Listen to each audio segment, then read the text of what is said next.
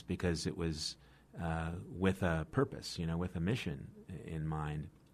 And I remember that year I changed my name. My original name was Purpus, and I changed my name that year to Purpose, and that's what it's been ever since. That's in every way. Love it. Yeah.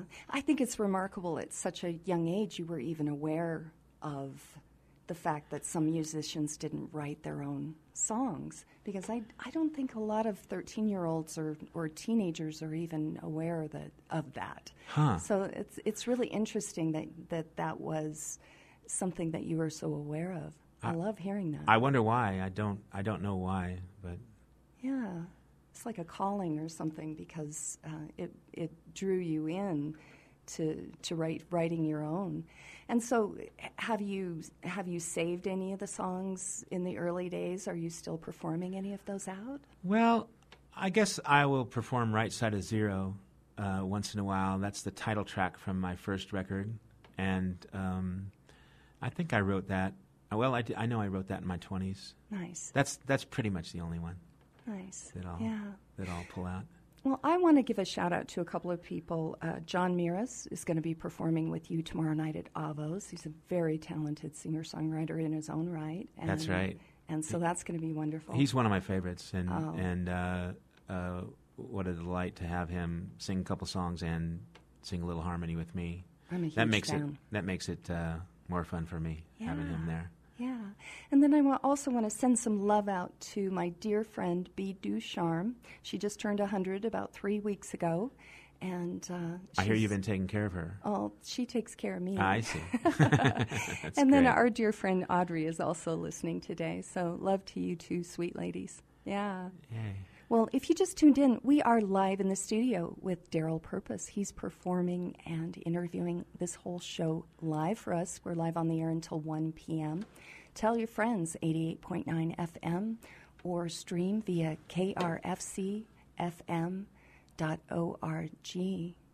Talk to us about the next song you're performing for us. Well, I'll do you a song from the new record. Again, it's a Paul Zolo co-write, and when I first got this lyric, I just told Paul, I can't sing that song. It's too nasty. And and then no, you don't have to worry about the radio station. It's not that kind of nasty, but it just felt a little mean to me. And but people liked it, and I ended up writing some music. And just a couple days ago, I got a call from Billy Crockett, who said, "I've got an idea. Let's make this song a duet." And I'm not sure if he had this in mind, but we're going to give all the nasty stuff to the woman singing. Yeah, that's my plan. We don't know who that is yet, but all the nasty stuff you hear in this song, and some people don't hear that nasty stuff. I don't know. Maybe I'm more sensitive than other people, but so we're going to give it all. We're going to give the second. There's three verse couplets. We'll give the second part to the gal, whoever that might be singing this song with me on the record. This is called "The Meaning of My Love."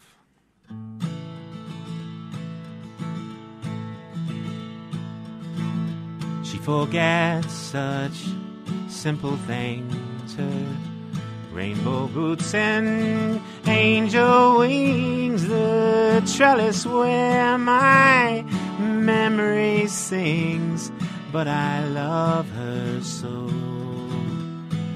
She's so deep inside the mire, wrapped up in foil and chicken wire. She's got to be the world's worst liar, but I love her so. But I love her so. And the helicopters fly above the human things we're all made of. Honey, don't you know anything about the meaning of my love? Sky is black, the grass is brown. She stands me up when I am down and leaves me cold in this cartoon town, but I love her so. There's nothing ventured, nothing gained, there's nothing broken, only sprained. She's sketchy and so scatterbrained, but I love her so. But I love her so. And the helicopters fly above the human things we're all made of. Honey, don't you know anything about the meaning of my love?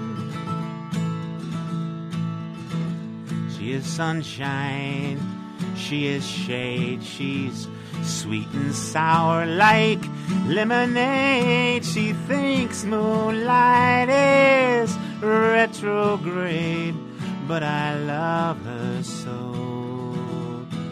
She never fell far from the nest.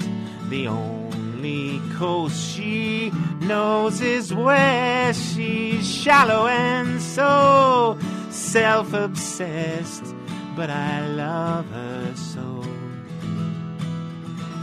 But I love her so. And our better angels fly above the human things we're all made of. Honey, don't you know anything about the meaning, anything about the meaning of my love?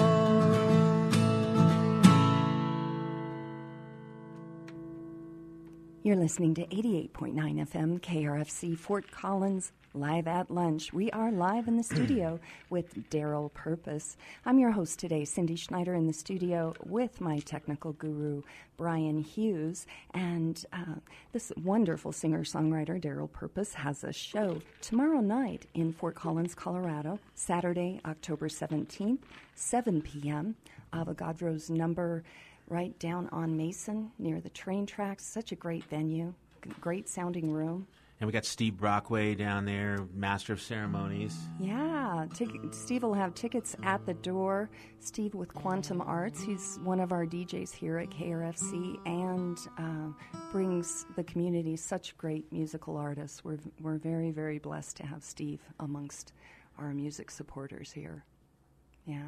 How long have you been working with him? Oh, quite a while. I started touring in 1996, and it was just shortly after that I came to Fort Collins and did a Quantum Arts show, and nice. That's been the show I've done in Fort Collins since that time. Yeah, yeah. It's been. There was a big break in there. There was 7 years where I moved to the mountain and sat down my guitar and wasn't doing any shows, but now we're back to doing it, and it's fun. It's good. Yeah. Well, and I have a question about that. Was there a catalyst that started those 7 years? What was the catalyst? Well, I'm not sure, but there's a lot of things that kind of would I'd say would go into it. I had when I started touring, I started from nothing. It was a really down point in my life. I had run out of money. I had gotten into trouble with the law. I had just broken up with a girlfriend, and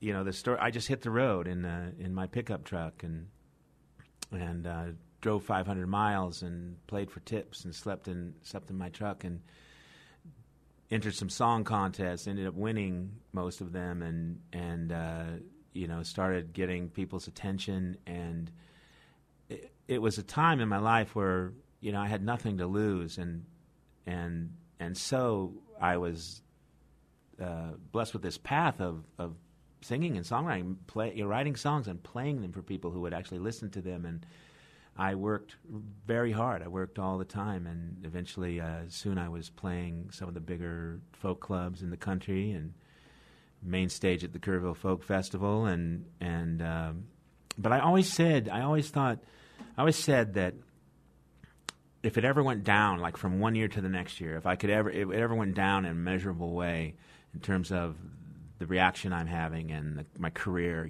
I would consider. And that kind of happened like 8th year to 9th year.